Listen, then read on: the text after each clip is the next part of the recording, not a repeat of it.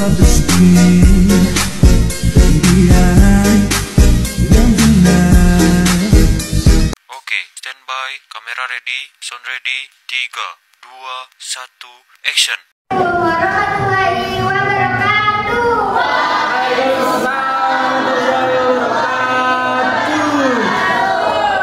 Perkenalkan, nama saya Najwa Rahma dengan akhiran NIM 105. Di sini saya ingin mendongeng yang berjudul Kucing Takut Pada Tikus.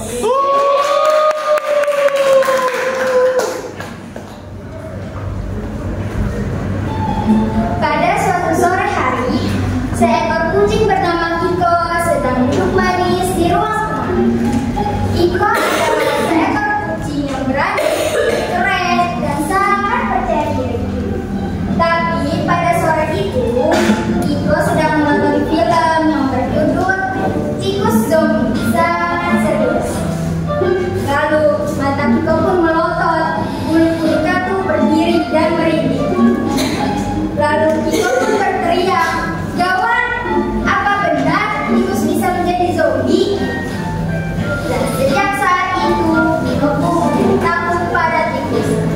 Setelah menonton film Tikus Zombie tersebut.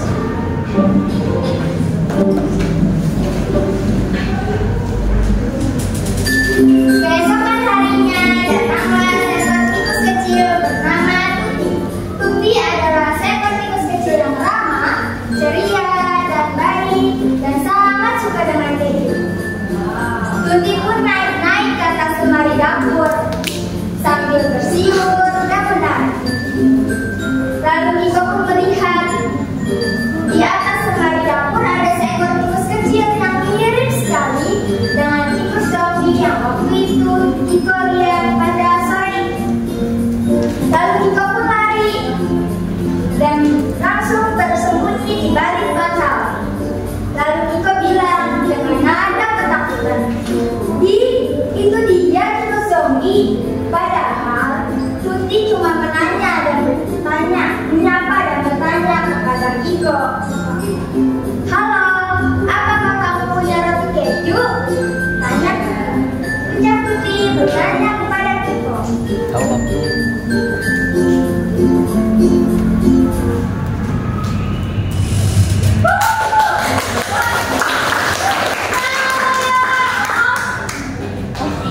Lalu Kiko pun panik, dia lempar bantal ke arah Tuti.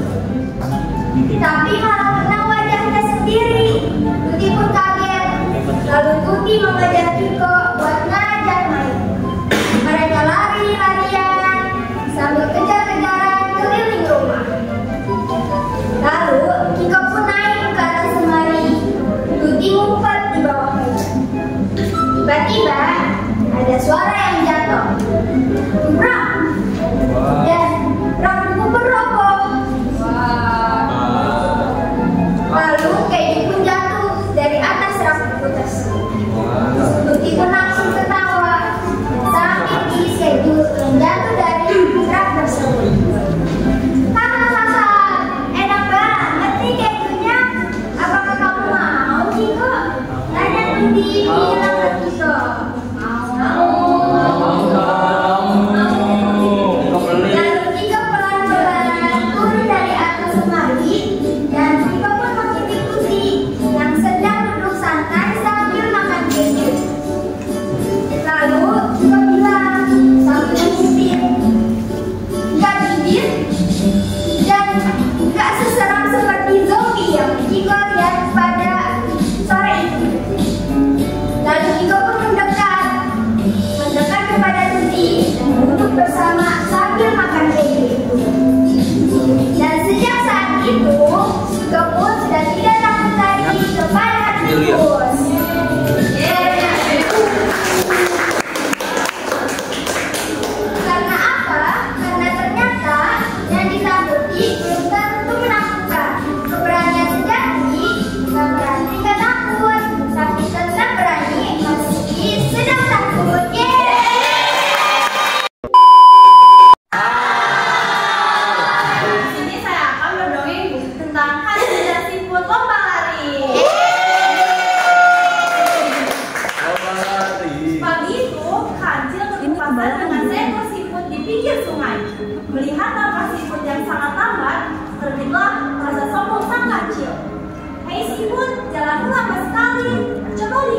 Aku bisa lari ke sana, kembali lagi sebelum kamu selesai satu langkah.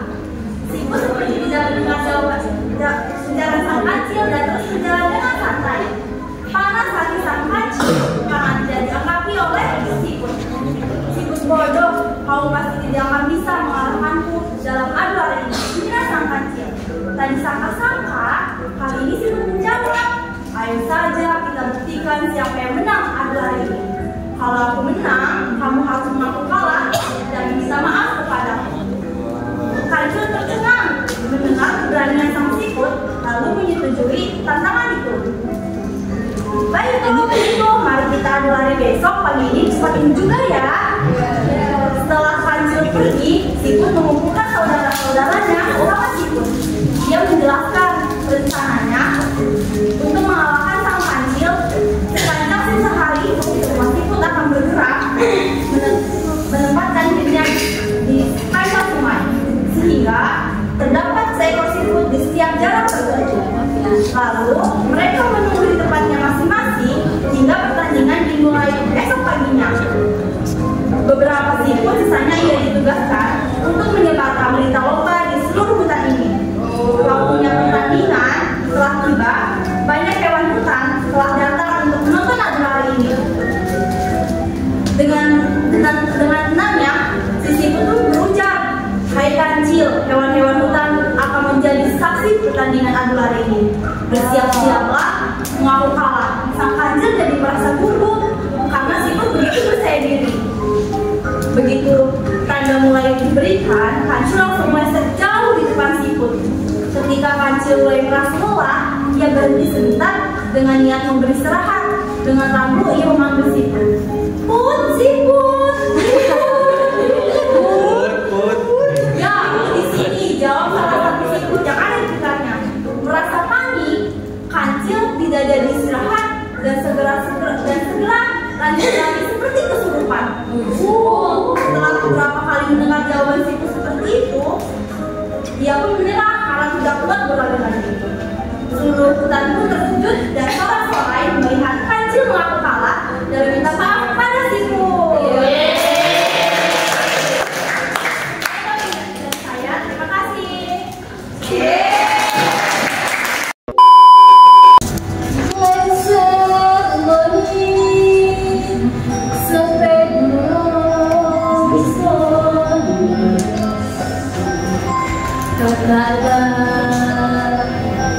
Yang melayangkan rindu hati. Hei, jangan berisik. Diam, diam. Aku tidak suka mendengarkan lagu itu.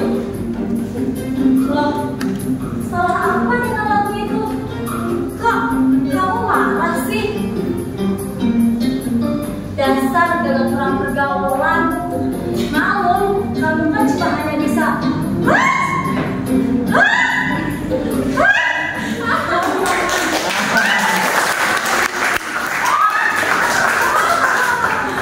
capek, men. Begini.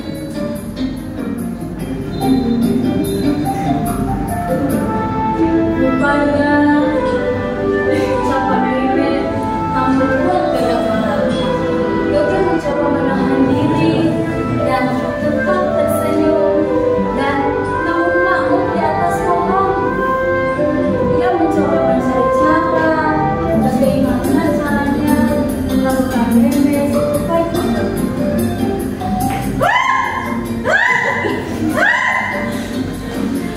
gagak menahan di atas pohon.